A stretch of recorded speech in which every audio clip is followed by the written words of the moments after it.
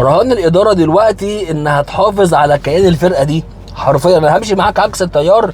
الكل بيقول ان احنا نبيع اللعيبه، نبيع بن شرقي، نبيع زيزو، نبيع امام، نبيع تريزيجيه، بيع محمد هاني، بيع شوبير، بيع ديانج، فضي الفرقه ماشي في الهيصه. طب وبعدين؟ ماشي يا عم، احنا مشينا مع راي الجمهور زي ما الناس بتتكلم والعصبيه والنرفزه وكارهين اللعيبه وكارهين اللي بيحصل. طب وبعدين بعد ما فضيت الفرقه دي كلها هتجيب مين؟ قول لي طب هتجيب مين؟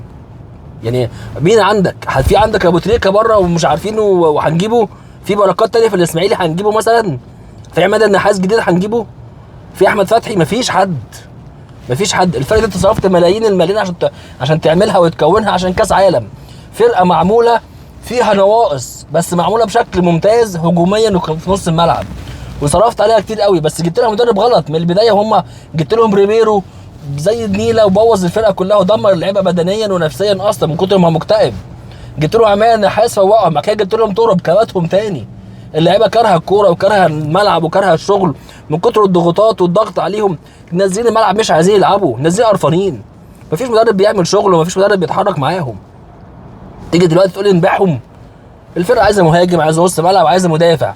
معاك، يبقى ندعم الفرقه ونحافظ على الكيان ده. رهان الاداره انها تحافظ على الفرقه دي الموسم الجاي. ما تبيعش حد، ما تفرطش في حد. بلاش نخش في حته ان احنا بقى نبقى نمشي الفرقه ونبيع كله. طب قول لي هتجيب مين؟ هتمشي امام، هتجيب مكانه مين؟ قول لي حد في افريقيا نجيبه. قول لي حد كده شايفه في افريقيا او محترف ينفع نجيبه. مشيت تريزيجيه، هنجيب مين؟ بن شرقي هيمشي بس بيقول لك عشان ابراهيم عادل راجع. هتجيب مين؟ مفيش حد، مفيش لعيبه حواليك اصلا تجيبهم، ولا محليين ولا محترفين. تقول لي الناشئين عندك مين؟ هم 2 3، عمر سيد معوض ومحمد عبد الله وكم واحد يعني، ما فيش حد. فاحنا الصح نحافظ على فرقتنا ونحافظ على لعيبتنا ونقفل عليهم ونحاول نديهم دعم ان هم مكملين معانا، بدل نفركش الدنيا ونبوظها. هي كده كده بايظه الفرقه دي. انت لو سبت اللعيبه هيروحوا الزمالك وهيروحوا بيراميدز، يبقى انت بتقوي المنافسين.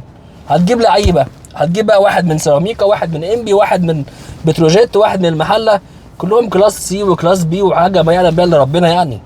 نرجع بقى للميركاتو بتاع اسلام رشدي ومحمد رزق ومش عارف مين ومين باي منطق يعني. انا من وجهه نظري وكلام عكس الناس اللي كلها بتتكلم وعكس التيار، ان احنا الاداره محتاجه ومطلوب منها ان هي تحافظ على كيان الفرقه دي، ما تفرطش في لعيبتك.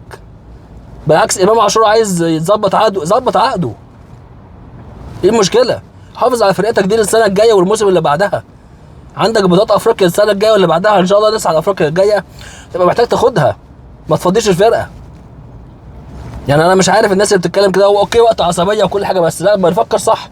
انت عامل فرقه حلوه قوي، فرقه بكواليتي مرعب من اللعيبه كبار ولاعيبه جامدين قوي. مش هنتكلم يعني ما انت عندك في اواخر وقت موسيماني كنا عايزين نمشي حسين الشحات وعمرو السوليه وهنمشي محمد هاني ومعلول، كنا هنفضل الفرقه برضو.